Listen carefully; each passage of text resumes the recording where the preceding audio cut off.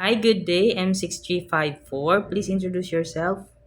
Hello, good day, sir and ma'am. I'm Maricel Ormacido, 38 years old. I'm married.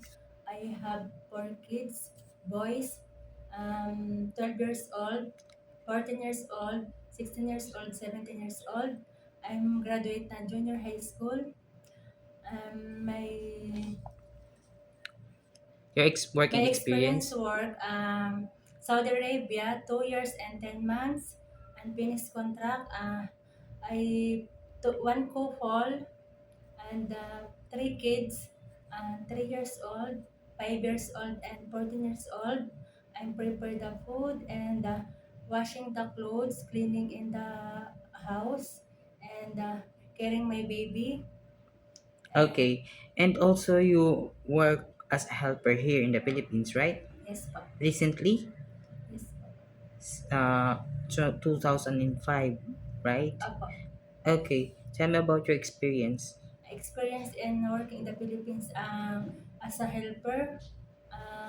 One people in PWD, which uh, is how old?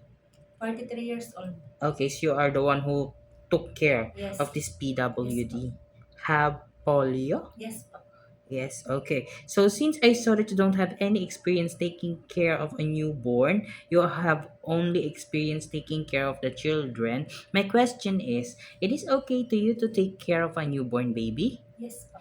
You have an idea how to prepare a milk for a newborn Yes, po. because you have a children, right? Yes, po. Okay. If the baby is crying, what will you do? I check the diaper if full and change the diaper new, and I check the baby if hungry, and I give my milk, or not stop crying. I call my parents.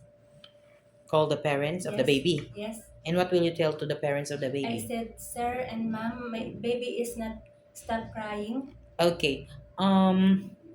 Why do you want to work in Hong Kong? I'm working Hong Kong because Hong Kong is safe place and big salary. And how long do you want to work in Hong Ten Kong? years. For And 10 years yes, or more. If your yes, employers needed you as long yes, as you can yes. work. Okay. Do you have an idea how to prepare Chinese food? No, but I'm trying my best. Watching YouTube, cooking, how to make, and look my recipe book. Okay. And also you could ask your madam in sir if you have an employer in Hong Kong, right? Yes, And also help them if they have a time to prepare food for themselves so that you could learn, right? yes, Okay. If your employer prepared some food that you are not familiar, it is okay to you to eat the food that they provide. yes, It is okay to you to share job with other helper. yes, How about sharing room with kids? yes. How about taking care of pets? No, You don't have experience yes, taking care of pets? I have Like a phobia. small dogs. Though, I have phobia my animals.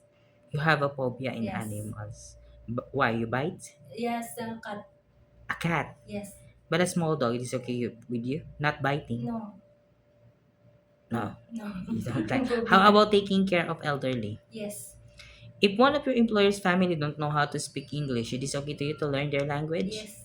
Okay. My last question is, what will be your message for your future employer? My future employer, please hire me because I'm honest, nice, and hard job, and I will respect your roles in your family. Thank you. Okay, thank you so much, Miss Marisol. Thank you.